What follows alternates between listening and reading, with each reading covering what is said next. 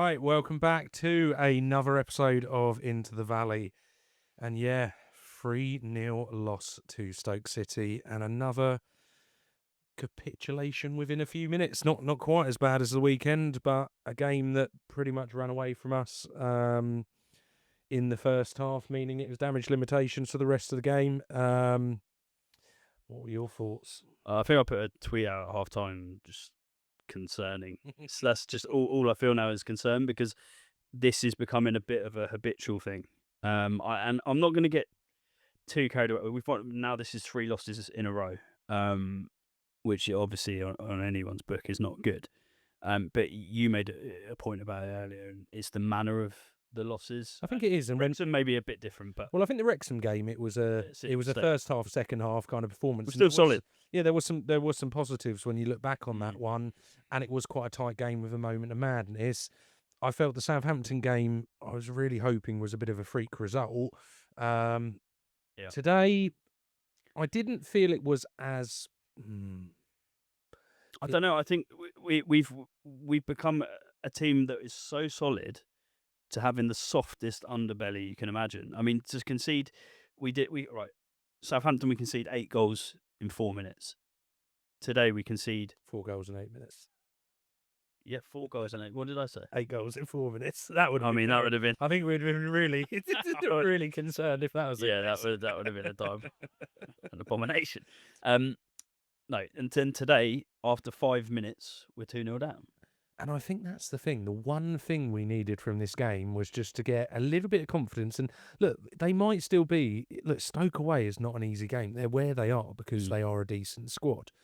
But the one thing we needed was just to get through the first 20, 30 minutes, keeping it relatively tight, and to be 2-0 down 5 minutes in. I felt it was Groundhog Day. I mean, the only thing I will say is we knew going into that game it was going to be bloody tough. And Stoke away on a Tuesday night is literally the cliche, disgusting game you don't want, especially after a 5-1 spanking.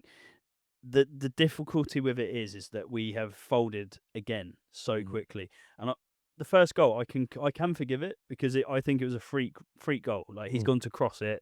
It's whipped into the top corner. Keeper can't do anything about it. Fair enough. We're 1-0 down. But then to literally concede like 2 or 3 minutes later, and that's a sucker killer punch. You can't. It's very, very difficult to come back from. Yeah, as I say, the first goal 100% is one of those kind of freak goals. You could and you can. It's so early on that's happened. You can just kind of write that off and go awful start, but now let's go again. The second goal was so incredibly poor. And once again, just so uncharacteristic of everything we've been about this season. And that's putting bodies on the line. I mean, I don't really know what we were doing. I thought Gillespie held off and just allowed the shot to happen. We've been so good at doing those parts of the games. And in Nathan Jones' words, doing the basics well. We're not doing any. There's literally no basics being shown at the moment. And you're right, they're so soft, the goals we're conceding. We're letting players dribble into the edge of the box and just drill a ball into the bottom corner. The keeper can't do anything because he's literally got no sort of line of defence in front of him. Well, and that's probably another one that I would kind of go on to is I think you can see the confidence is kind of being sapped out of every part of the squad with these 2 performances. Including goalkeeper, because for someone who, look, I know some people have kind of felt he's done okay. I think he's been a really solid pair of hands and someone who you can really rely on.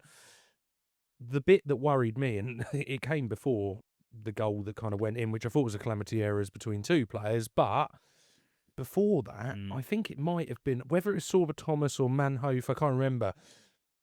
The ball got hit over. Kaminsky came to the edge of this area and then just stopped. It was Thomas came in with a header. Yeah, and I don't really know. Wide. Well, I don't really know what was going on. I think there was a bit of a. I don't know if there was a confusion between the 2. Do you think because we're getting run so ragged at the back and literally 3 or 4 times in that game, through ball over the top. I think it was in the second half. Someone just lumped the ball over the top. Sorba Thomas was in. He's literally we've let him run in behind us. Do you think Kaminsky's almost panicking now, and every time a ball's played over, he's thinking, "Wow, they might get in here, so I'm going to have to come off my line." And maybe that's what he's trying to do: play a sweeper keeper. And arguably, probably that is the weakest part of his game. One that he's not. But maybe he feels that's the only thing he can do, because otherwise the players are going to get in behind each time. That's what it feels like every time. When I look at, I know we have got the injury problems we have, but the back line of Gillespie, Jones, Ramsey, and Bree, minus the left wing back issue we have. Yes, I think we've got better players there, but it's not a bad back line. It's one that we have seen in other games in the season be relatively capable and have held the game together. And I can't get my head around it at the moment, because every one of those players just looks completely out of joint. And I think the greatest example of that is the fact that, even in my opinion, Lloyd Jones is looking really poor. Someone who we've absolutely sung his praises from week one, and he's been in the team of the season, like throughout the season so far. Even he, like you've just said, has looked like a fish out of water at times. And today as well, he's been isolated. He's been made to sort of draw himself out, and then that's where the big holes are appearing. You've also got Gillespie, who we've spoken about already many times since he's come in. I like Gillespie, and I think he's a solid player, but he has the ability to get run ragged. He's not got pace. If he's on it with his tacticalness, in terms of he's quite wily, we've spoken about that, how he uses his sort of experience and his sort of, he's not blessed with pace, so he has to make up for that with like the way that he positions himself and things like that. But even he's not. He's being drawn out of position. He's being the ball tapped round him, sprinting past. That's causing all sorts of problems. With Gillespie, though, on that side, I think I'm the first to be critical of a player when they deserve it. But the one thing I will say with Gillespie is I think he has got the short straw there of his side is the one that is such makeshift cover. And really, the last 2 or 3 games, he's had a left winger as his wing back. And the problem with him is I think Gillespie works very well when you give him a very solid role. You say, this is what you've got to do. But at the moment, he's having to really think about that cover on the left wing back role. And I think he's getting dragged even more out of position. And we know his weakest side comes when he is in a bit more panic mode and not in his natural position. And I do think with him, the system is kind of going against him as well on that side. He's being more exposed because he's playing alongside players who are playing out of position. Essentially, he's having to sort of almost sort of make up 2 positions in one, because he's having to cover as well. I accept that, but I just think he's so easy to target now because of that. I think players from the opposition, like when he got moved to left back, my word, was he exposed. Like, well, let's quickly, the second half for me, there's not anything in there. So we'll go quickly on to that third goal, which was, it felt like Groundhog Day to the first, but in a much more bizarre way. And the only way I can really look at it is I think Kaminsky thought Kane Ramsey was going to go for the header, and I don't. He saw it I'd have late. to look it back a few times. I think he's, again, Sorba Thomas has ended up scoring 2 crosses in that game. That tells you where we're at right now. Yeah, it tells you where the kind of luck is towards the luck. We have been unlucky. But I think the first one was luck. The second one was poor from us. Because the realistic side is Kaminsky from the first one, if that was probably going straight through, has to save that. And in my opinion, has to save it anyway. I think as a keeper, I think you have to anticipate anyway. So even if you think the defender's getting in there, you've got to be on your toes ready to just scoop it up. And I think the fact that came not too long after his shaky kind of moment, not long before, it showed that there was... this is just highlighting again how, like you said, like defensively, whether that be like actual defenders or the goalkeeper, the confidence is draining from them now. And when the confidence momentum starts to shift, you start seeing these errors creep in. And again, Nathan Jones talks about it every week. Do the basics, and we are far from doing the basics right now. Well, and the problem is, any game where you are 3-0 down away from home to 3rd place in the league at the time of playing them, what can you do? I mean, it's pretty damage limitations. Do you think one thing that I've sort of come to sort of realise, and I think it's very easy for us to get carried away, and I think because we've started the season so well, we've got victories against teams like West Brom, we've beaten some really like sort of tough teams, the sort of established championship teams. Do you think now we're coming up against like Southampton, obviously recently relegated, very high level squad. Stoke, very good squad. For me, what it is highlighting is that we are if you look at Charlton's squad, we are quite far behind these top teams in the Championship. And I think what we've done is we've excelled beyond what our sort of squad is capable of to start the season. And I think now that we're starting to see that actually with a few injuries and the level of player we have versus the level of player in other teams is starting to show. Yeah, I do. I think we're highlighting that is probably that kind of fall back down to earth, and you realise actually we have over exceeded so far up to this point. I think my biggest concern when I come away from that is Southampton. Yes, I would say with Stoke, I don't think player for player they are as extraordinary as, say, like a Southampton squad is. I think they're a very well coached with a set of very good individuals, but not, to me, they're not at the same level of some of your top teams up there squad-wise. What concerns me is individual players at the moment, which a lot of Championship teams have, are running us ragged. And if they have a singular player who can get on the ball and cause issues, we just seem to be capitulating, and it's causing a lot of problems. And you look at Sorba Thomas in that game, absolutely ran us right. And I don't know if that is just down to... Well, I don't... You know what? Another thing I thought today as well. I know he's an old player, but Nzonzi, right? He's obviously played at a high level at many clubs in Europe, played in Champions League, all that stuff. He is a player, for example, that just shows that slight bit of quality that maybe we miss in like the middle of the park. I think when we come up against teams that have those sort of high quality midfielders, we start to look a bit exposed. I really rate Coventry, and I think he will be in the team for quite a while, as long as we don't lose him. I don't want to keep harping back to Doherty, but I am more and more going back into the camp of, I think, I'm not sure when we're off it, I'm not sure he's got the quality to dig us out in that middle of the park. And I think we get exposed there. And that's when you lose games comfortably, I think you lose the battle in the middle of the park. And I think we maybe overlook that sometimes. And we just think, oh, defensively, we've been terrible in that game. But if you can't get a foothold in the game, and we're just what it felt like to me was we were just lumping out the pitch and sort of bypassing midfield a lot of the time. If you do that, you can't get a grip on the game. It's really difficult, and then you expose yourself on the counter, and they were definitely dominant in the midfield. So I don't know. It's really hard to pinpoint exactly where it's gone badly wrong. Injuries is definitely a factor, and then we are getting outplayed. Yeah, and I think injuries definitely is something there. The bench and the bench that we looked at the start of the season, looking at such incredible depth, you're now actually looking at with a little less optimism, and there is a bit more. You can see, as I say, we've got that starting lineup. We've probably got the back depth to a little bit of the squad, but it's not a full depth, and we quite quickly, with a bit of an injury crisis, drop into quite a few young players, quite a few players that realistically aren't going to be able to have the impact on the game. I think it's another week where we're hoping we're not going to have to do this too often, but we're once again not going to go into individual performances. I think how I'd like to kind of break it down and go into a little bit more, because I think there is quite a lot of talking points that came out that game. I think there's probably a few. I think one would be looking as us as the attacking unit.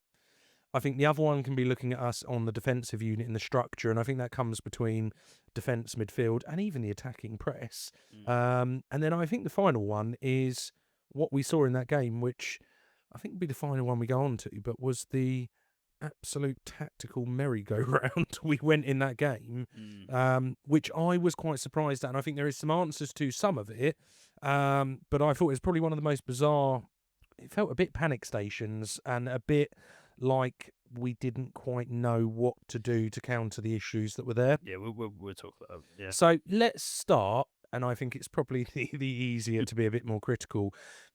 As a defensive unit, we obviously started the game with the back three, the two wing backs, then moving into your kind of holding / centre mids.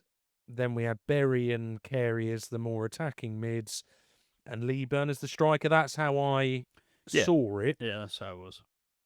As a defensive performance, where do you feel it predominantly went wrong? Because I felt personally the press seemed all over the place again. For something we do so well, they were just passing it around in circles, breaking Do you through. know Not what- as much as Southampton, but Do you know what one thing I've noticed is the last two teams we've come up against, Wrexham is still a team that go quite direct, and we coped with it quite well because Jones loves playing against teams like that. He will mop it up, win the headers. We've then come up against two teams, and I actually thought Stoke might play a bit more direct, but they didn't really pump it long at all in that game. well, everything I looked at statistically before indicated that yes, they can play the ball, but they do play. The only time they pumped it over was like long through balls that were going actually over the heads of our defenders, and they were getting in behind. But it wasn't. They weren't lumping it up to a sort of focus point up top like we tend to do with Leeburn. And you notice that when we come up against those teams that sort of get the ball on the floor and sort of look to pass it through us, they're the teams we are struggling against. And I think that could come down to the fact we've got some quite bread and butter defenders, and Jones probably would describe himself as like a sort of physical, win his battles in the air, bully players. And he to be fair to him, he can play it on the floor and he can harass players, get the little tackles in and stuff like that. But our defence teams tend to thrive better against teams that sort of play the ball in the air against us. And I think maybe that's one thing that we're struggling against is teams that are playing the triangles and running past us because we're not blessed with pace. But is that not because we're getting the press wrong as well? Because that is for me, that's the concerning bit, because I think we've always looked like we put 100% in, like we have a lot of energy. We go into the end of games, and I know very difficult in both these games because they both capitulated in the first half, that the end of game is a lot more difficult to judge. But for me, we haven't looked on that side of things either. Like, one, we're pressing as a team. Secondly, just once again, the hands are going up, the kind of confusion and everything like that. And for a team that we said at the beginning of the season in so many games, okay, X player could come out the squad and another one steps in and they just know how the system works. It looks like overnight we've got amnesia and we don't understand our own system. When we lost that game to Southampton, I saw online a lot of people saying, well, we can't really change it at the back because we've got no options. Like, we're threadbare, and therefore we can't just like bring a player in to just plug a hole. And we are filling gaps with players that aren't naturally that position. Hernandez isn't naturally a left wing back. Campbell isn't naturally a left wing back. If we don't have the players to play that system effectively and like sort of in a way that will actually be beneficial to us, that's why I sort of put the thought forward for the 4-4-2, where at least we've got two solid centre backs, and then we play. It was still essentially you're looking at a more makeshift left back, but they're not wing backs. They're not getting run completely ragged and given that whole wing to deal with. And that's what we ended up doing halfway through, and we're going to go over like how we tweak the team throughout the game. But yeah, you're right.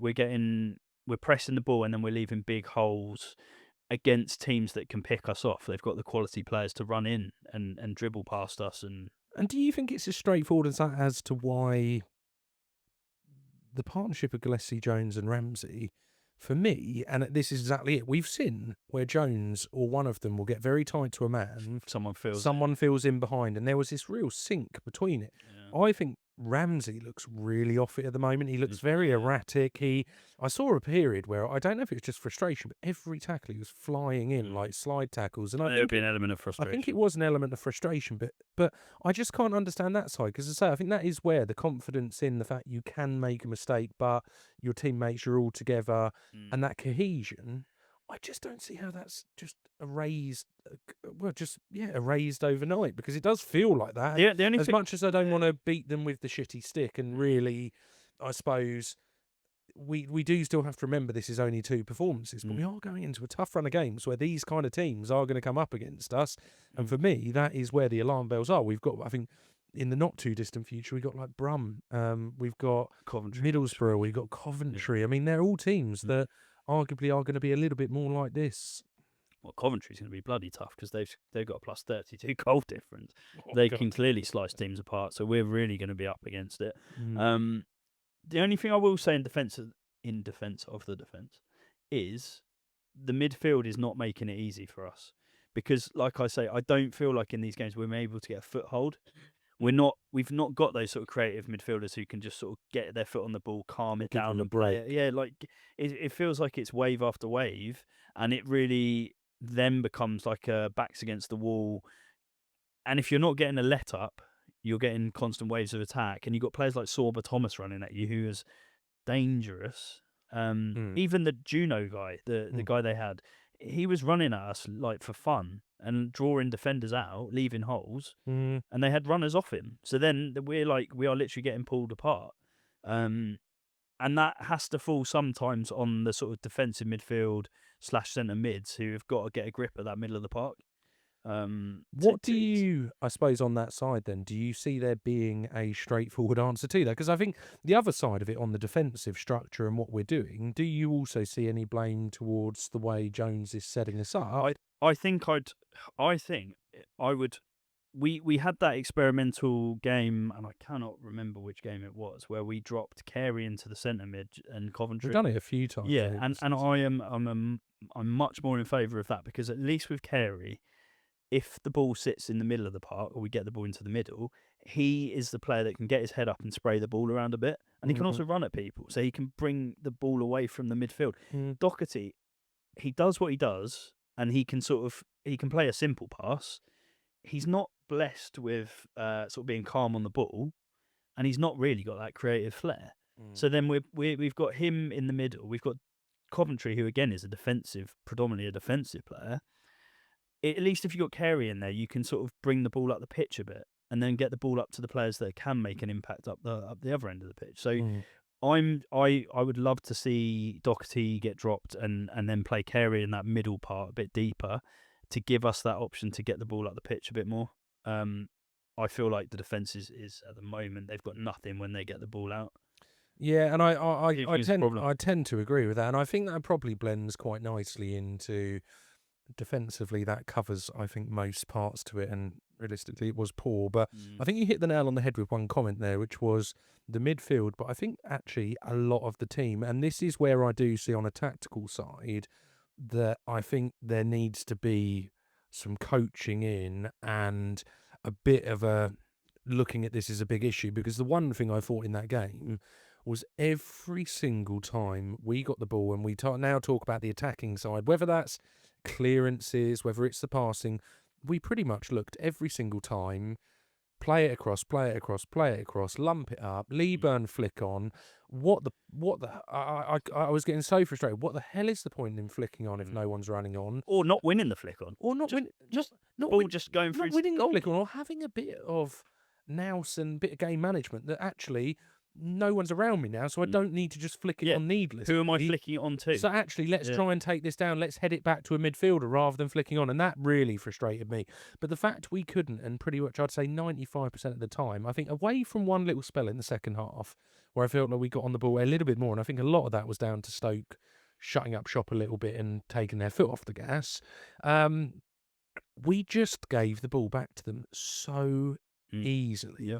And for me, that comes into a few parts. I cannot understand this obsession in that game of Gillespie to Leeburn to flick on to nothing. But the other one was, I felt we were doing that to pretty much most players, and players were getting on the ball and just not looking forward. There was no appetite to get the ball and go, do you know what, actually, I'll try and run at them. And I think they did defend us quite well.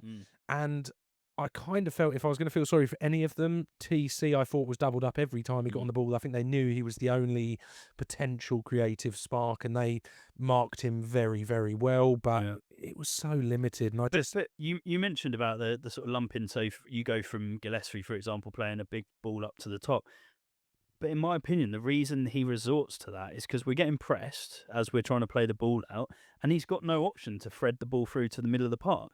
And I think that has to fall on that middle area of the pitch, because we haven't got that option to sort of play it through. But I think it's been a problem for a while. Is that setup? Is that the tactical set? Are we going into games tactically looking like this? Because the bit I sometimes find confusing is Nathan Jones talking about wanting to create a more fluid side. I agree the Doherty is not the most blessed. I agree Coventry on that side isn't the most blessed. I think Carey does sit into that role a bit more, and we saw it in that game a few times where he was pushing the ball out, pushing it out wide, a little bit more kind of on the ball. surely those players have still got a technical ability to do it to some extent or try, because we have seen No, it they this have. season. They have. But why are we then in that scenario always defaulting to that? Because to me, that is an instruction to that player. But again, that's where confidence comes in, and I think like Doherty at the moment, whenever he gets the ball in the middle of the park, he doesn't look confident to sort of make a little run through or pass the ball across. And you're right as well. When I've seen a few players recently, sort of almost they get their foot on the ball and they're sort of like almost. You had it with Coventry recently where he just put his arms out and was like, "I've got nothing." And if you're being put in those situations, you don't really want the ball because you look up and you haven't really got that many options. And I think that's probably an issue that Doherty and Coventry have both had in the middle of the park, is when they do receive the ball in the middle, the options are limited, or they're getting pressed hard, and do they really have the sort of tight control and skill to be able to run past people? I'm not sure. Maybe not. Maybe I'm not not. sure. That's I just think there is. As I say, there definitely is. There's got to be some. I find the fact it's our default to me is just frustrating, and I just think there is. The lumpet's not working. The lumpet's not working at all, and you've only got to see that with the amount of goals that, for example, our strikers are getting and the people in attacking positions. Because to me, I can't put my finger on it with Lieburn at the moment, whether I am being critical of him or I'm being critical of the position he's being put in. And I think it probably sits between the two. I think he is. The more the games go on, I think he is starting to have a poor season. But maybe we also do have to take some criticism too. If the only thing you're going to do is that, it's very easy to hammer a player like Lieburn who has been basically given nothing to work off. Like, you're right. Like, he shouldn't be flicking it on if there's no one around him. But what's his alternative? But I look at, for example, there was a few scenarios where I think it's Bozanic or whoever it was that he had a similar kind of raise, a bit more of a kind of big take it down. And the one thing I will say is there's a few times where it was just lumped up to him, and he made a lot more of the opportunity than what I'm seeing Lieburn. And that's where I say I think it's a blend between the two. Because I think he has got to up his game in the Championship. And I do feel there's a part of me that thinks, actually, in those attacking areas and the striker areas, apart from Kelman, we're going in with a strike force that wasn't blessed with goals even in League One. Yeah, I know what you're saying about Lieburn, but look at the one, right, the first shot on target we had in that game was like quite far into the second half.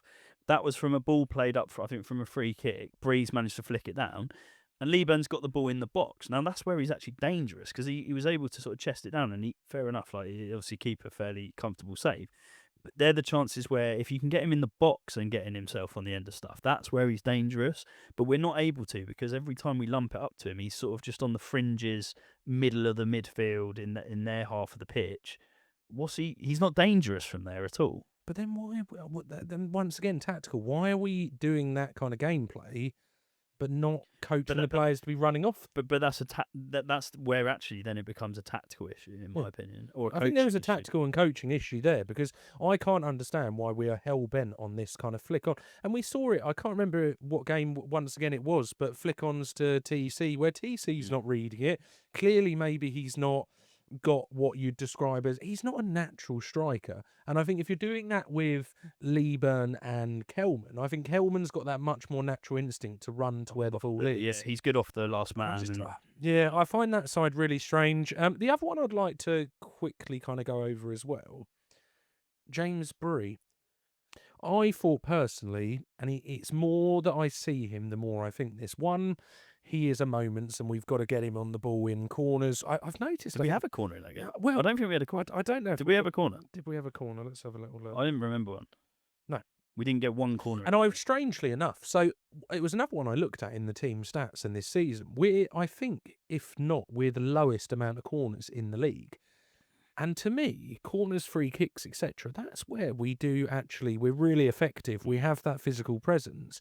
And at the moment, we're not even getting that. And if we're not getting that, when I look at Bree, I think if he's not in the game for that, the more I watch him, I'm not sure what he particularly brings in his normal role. I don't see him particularly marauding forward. He seems to be every single time just knocking it back. And what annoys me to a certain extent is in that performance, the few times he did get it on the right-hand side, he kept just playing it back to whoever was behind him, whether that was Ramsey or I think TC dropped over on that side a few times. But why? The one thing he has got, and he's not great defensively.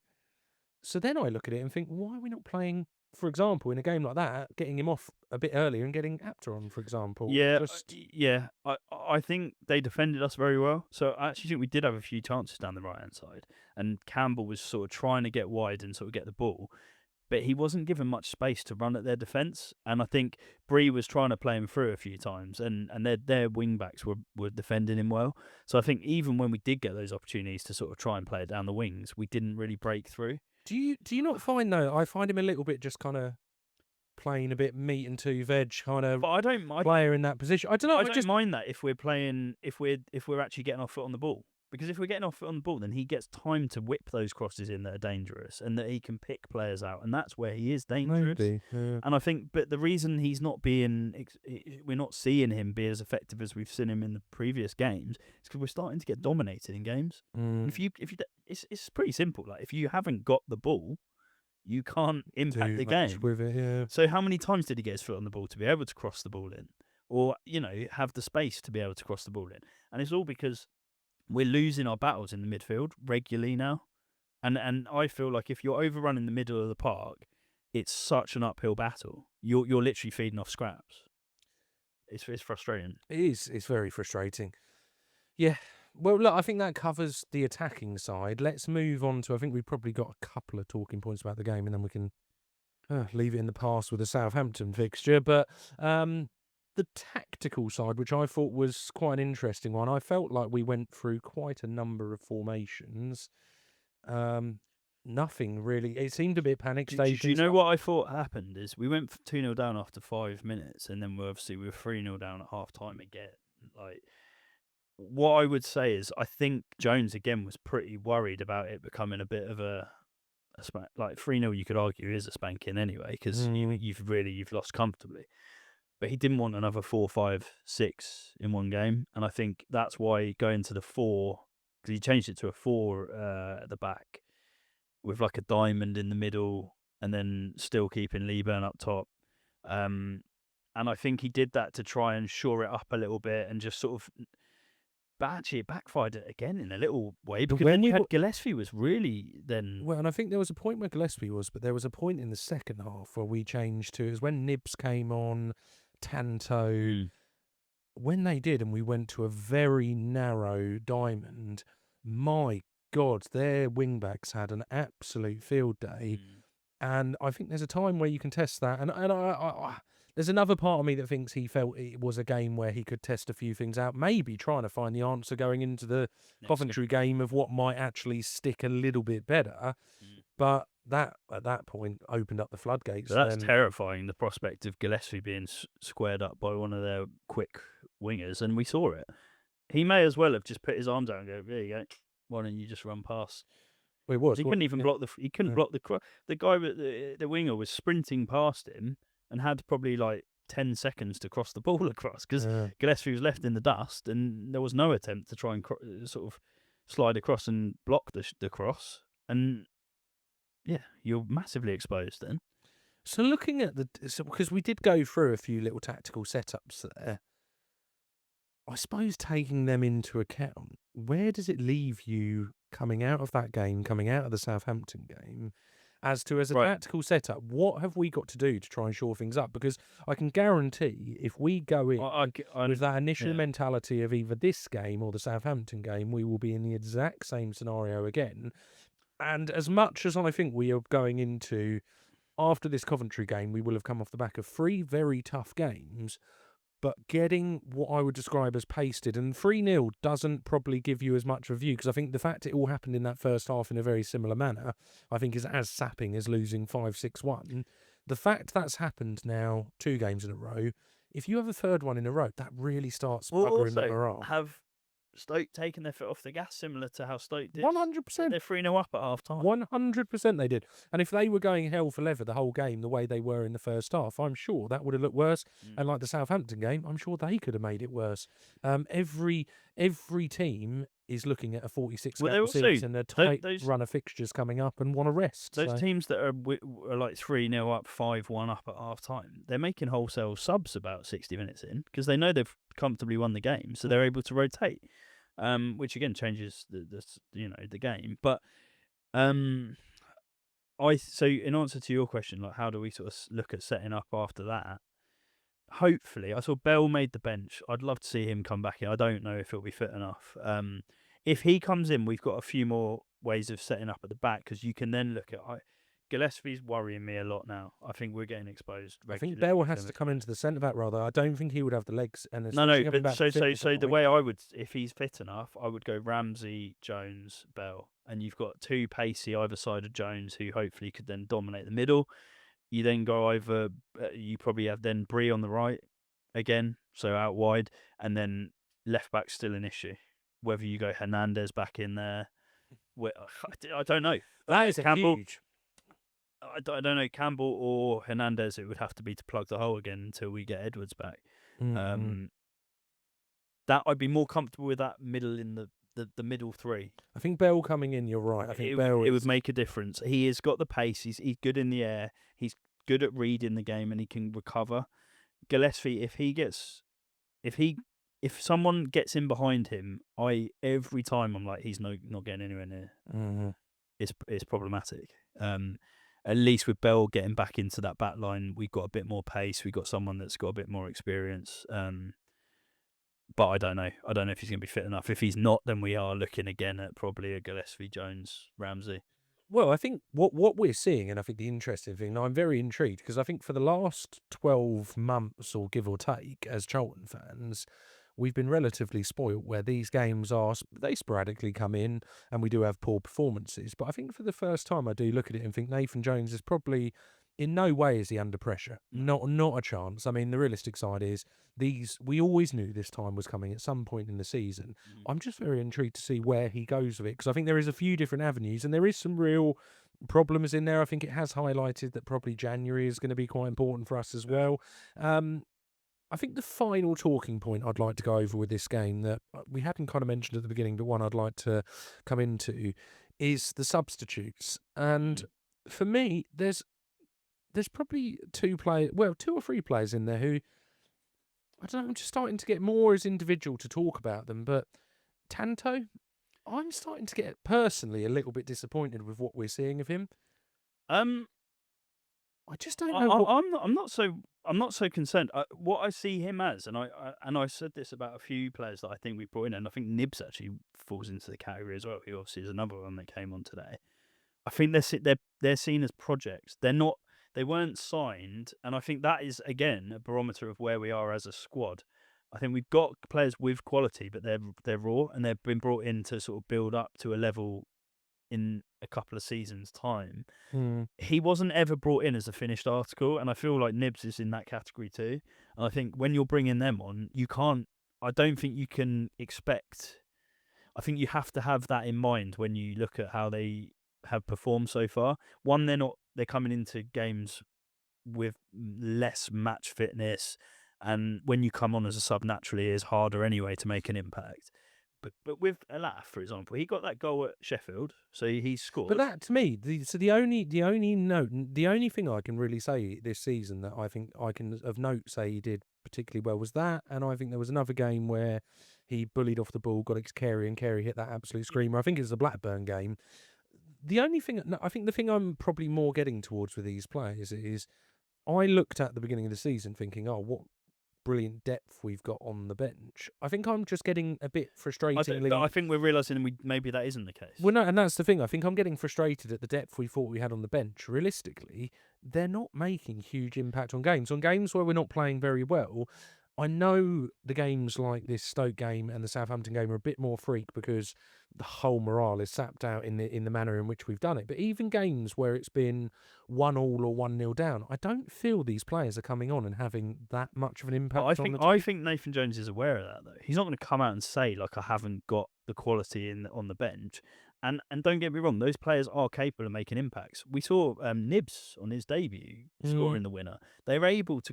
Both of those players we just mentioned have scored winning goals. But Alaf and Nibs both, they were moments, but they wasn't like they had an outstanding performance. No, but that's my point. Is that they're not moments, but they're not finished articles. So therefore, like we can't expect week in week out to see them make huge impacts. But I don't believe personally we've signed Nibs as a complete project. I think there's moulding, and a bit like with I see Alaf as a little bit more raw because I think he did have all of the physical attributes, but his main part of the game was fine-tuning the finishing, the movement, the this, the that. As I say, for me, I'm worried. I think Nibs should have had more of an impact in games But if he was a sub. I think Alaf should have as well. If you ask both of them that question, they both say they're more than ready to play in the Championship. They're going to have self-belief. And I'm not saying they're not got the quality to do that, but it is difficult when you've not had a solid run in the side to make an impact. I know coming off the bench, you're fresh, you're coming on, and that is where actually you've got a good opportunity to sort of show what you're about and maybe target players that are more tired in games and stuff like that. But they're going to take. My point is, I think they're going to take time to really settle, and I think we're still maybe. I think we will see it more, and like it might take them a season. You see that with players. Sometimes it takes them a year to settle, and that's why I think our squad in general.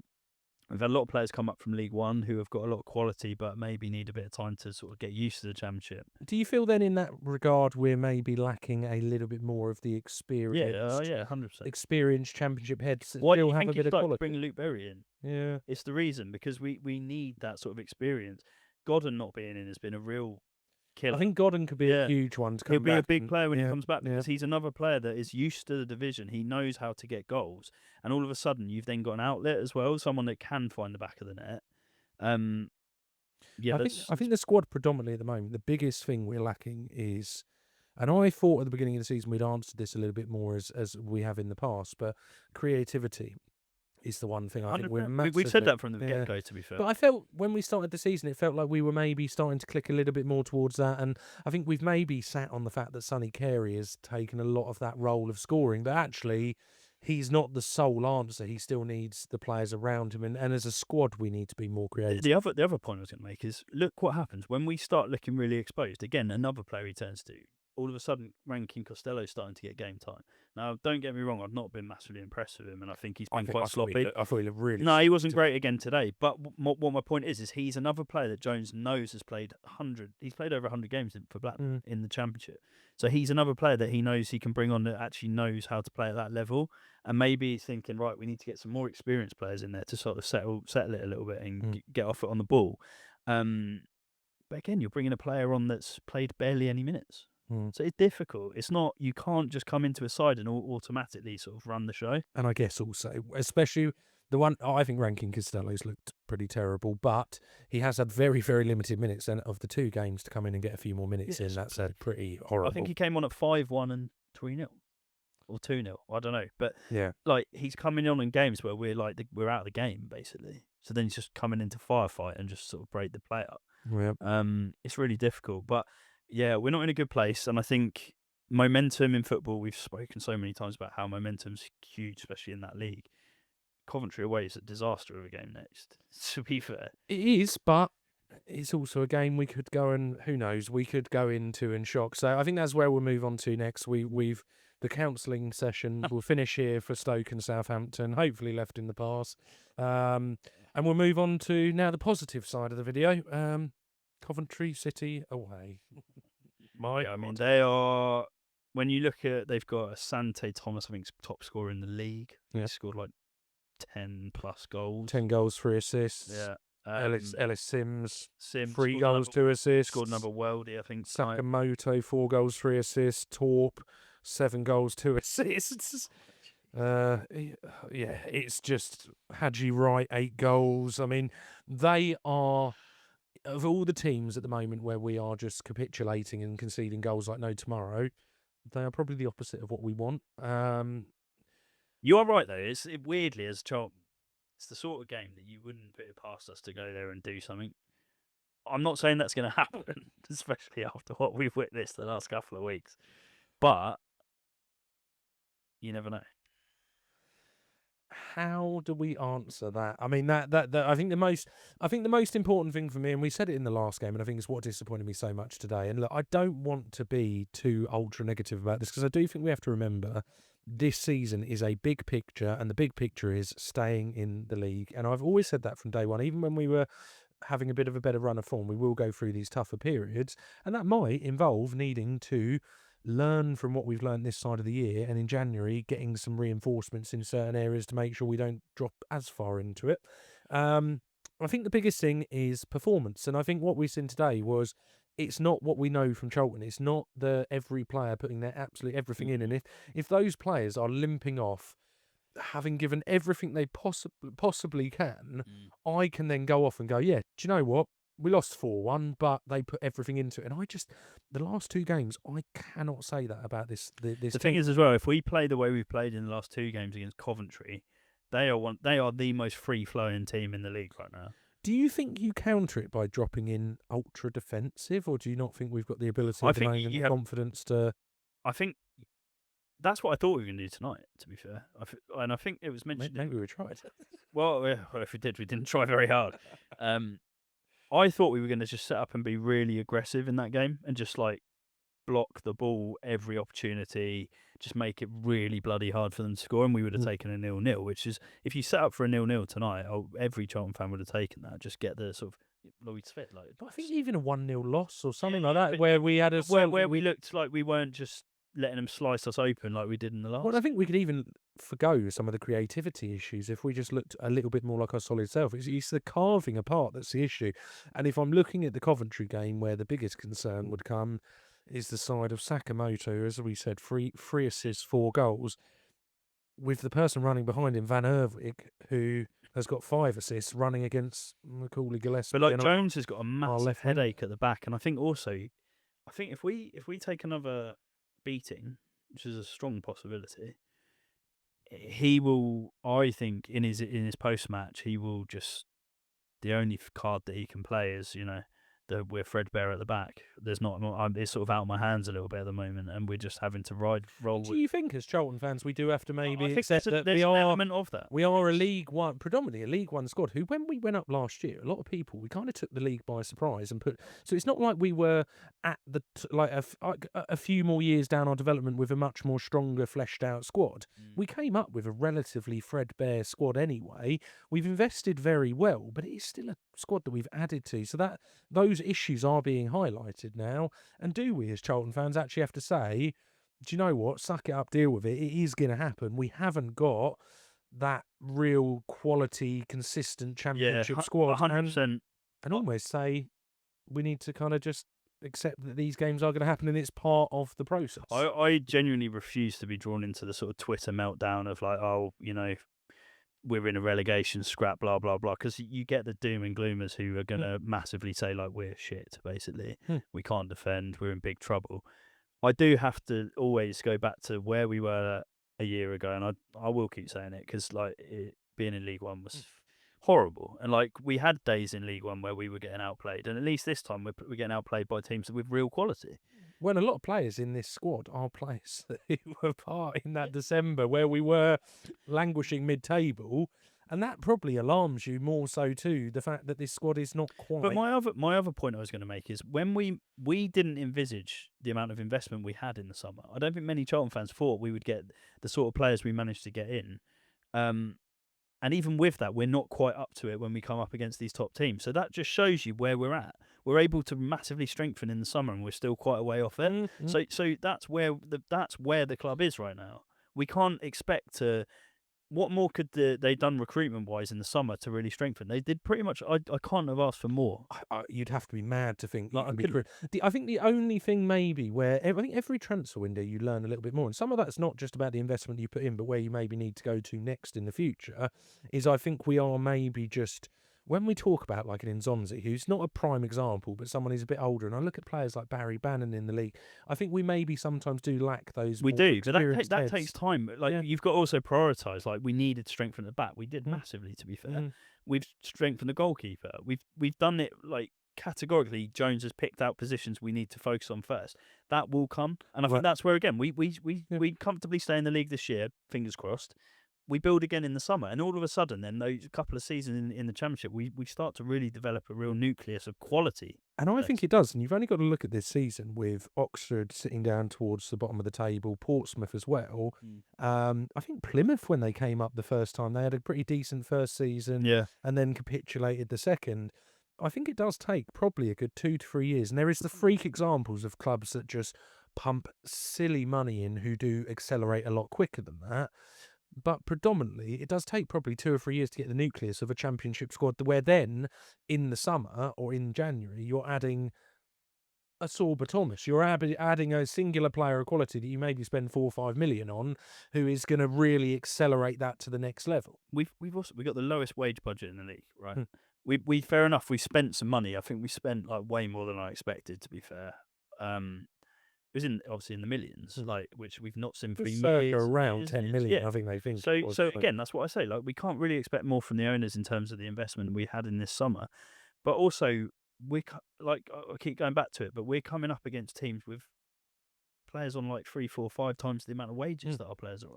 We've only got to look at Coventry's squad as that's been assembled over. I'd say they've been one who's quite a few years of adding extra players, and they've now become this quite what seems to be an absolute powerhouse in the league. If we can consolidate this year, rebuild in the summer again, get some more quality in, naturally we're going to see progression. And that's what Jones has come in as a project. He's managed to get us out of League One, which was a horrible place to be, and he's building. And that's what we have to remind ourselves of, is we are building.